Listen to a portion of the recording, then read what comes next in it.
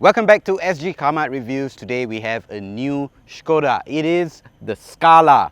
Now, this Scala shares a lot of similarities to the Kamiq crossover that you might have seen earlier on reviewed by Julian. The Škoda Scala is priced from $123,900 to $140,900. The 1.5-litre TSI engine produces 148 brake horsepower and 250 Nm of torque. The 7-speed DSG transmission brings the car from 0 to 100 km per hour in 8.3 seconds. For more details on the Škoda Scala or any other car, head on to sgcarmart.com to help you make the smart choice on your next car.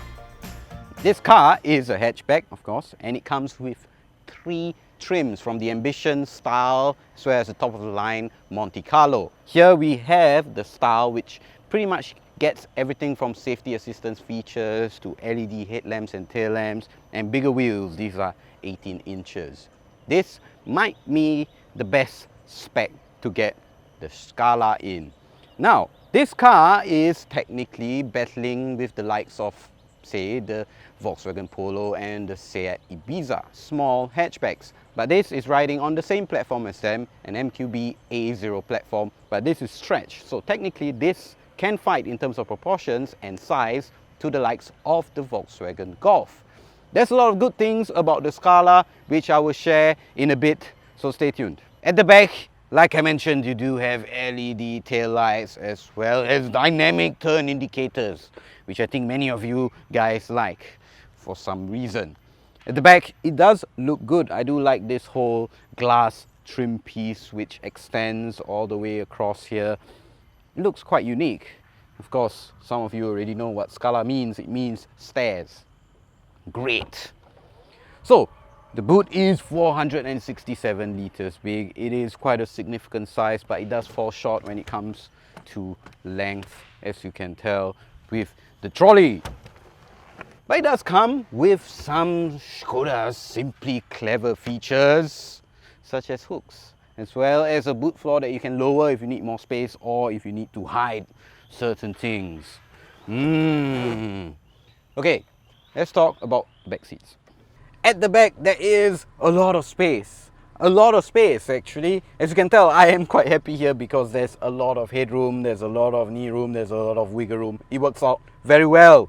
And the front seat is set to my comfortable driving position, and I'm just under 1.8 meters tall. And I sit in a very relaxed position up front.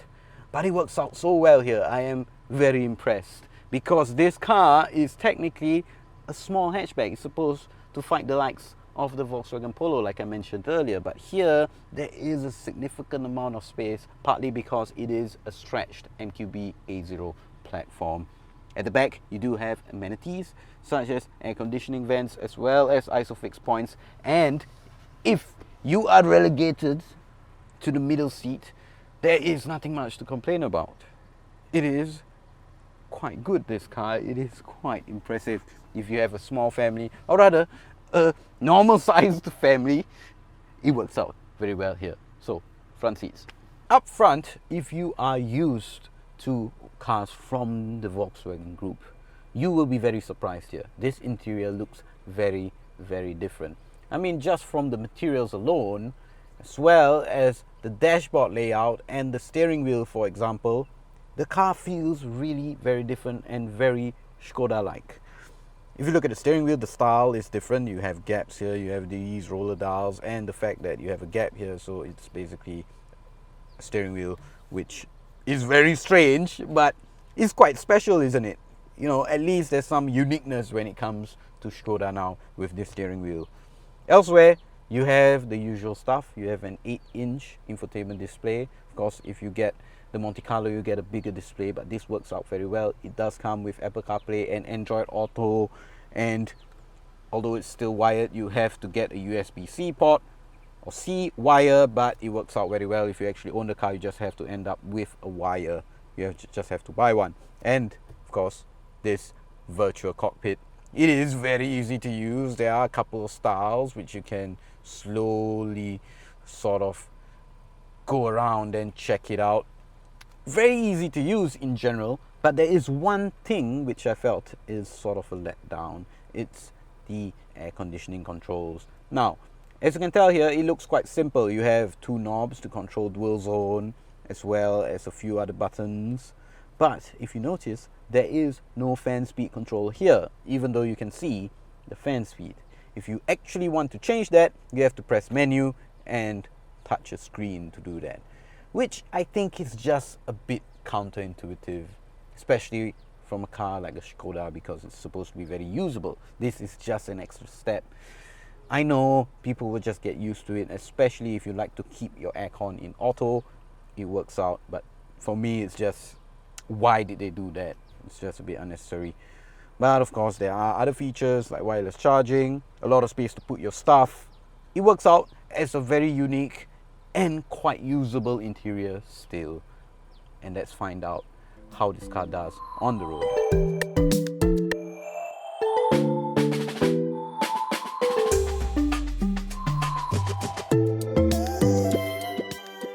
First off, the Škoda Scala is quite enjoyable to drive. It isn't because it's fast or anything like that. It is because it is easy to drive. And I like that a lot. The steering wheel is nice and light. It is quite easy to see out of, but I do notice that the rearward visibility is not that great if you look through this rear view mirror. Whereas these mirrors are quite big. They do come with blind spot monitoring in the style trim. And of course, if you want to turn around and check your blind spots, you can. Side mirrors are quite big. Now, one thing to note though, like I mentioned, blind spot monitoring, is that this car does come with a suite of safety assistance features. It does come with adaptive cruise control and lane keep assist, among other things, like you have your rear traffic alert and front assist, which is more useful in back-to-back traffic or if you're reversing. In general, the safety systems in Škodas, especially the Scala, are very easy to use and are very intuitive, and they do not interfere with your driving. A lot of other systems, they tend to sort of beep and shout at you and try to keep the car as straight on a path as possible in the lane, which gets quite annoying, especially when you're sort of leaning over out of the lane and you're quite focused, but the car tends to want to pull you back. Now, throughout my journey, usually I rarely even get the safety assistance features kick in. That is a good thing, because usually it gets in the way of driving, but here in the Škoda Scala, as well as the calming, it does very well. I like it a lot. Doesn't take away the joy of driving this car. Very good. Now, speaking of driving itself, the Scala is indeed quite comfortable. The suspension is nice and supple. It is set up to be comfortable, which is very important.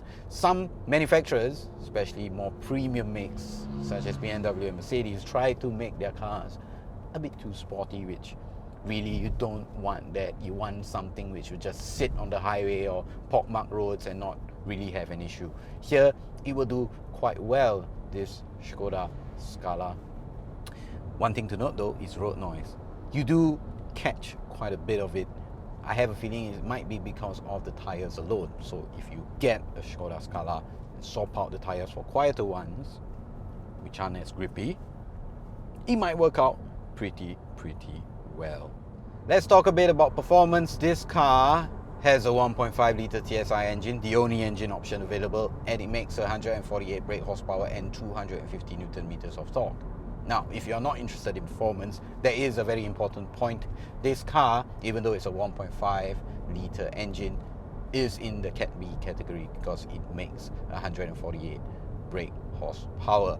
That is very important because, as you can tell, COE prices, especially for Cat B, is rising. We are seeing one of the highest rise in the last 4 or 5 years. So this is quite significant when it comes to price. Now, performance is more than adequate. 148, 250 Newton meters of torque. And if you're not used to a TSI engine and a DSG transmission pairing, you will find this quite sprightly, which is a good thing.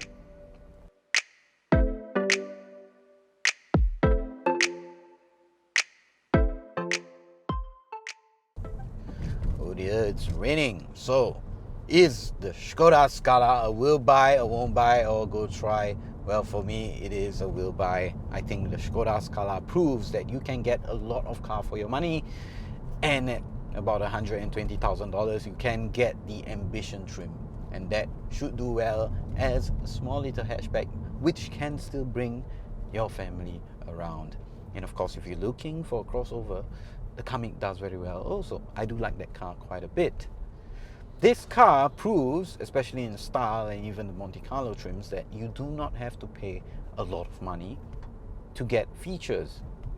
You get lane keep assist, side assist, adaptive cruise control, among other things, in the Skoda Scala as well as the Kamiq, when other premium brands, the brands that you expect these features to come as standard, cost way more and they don't have them.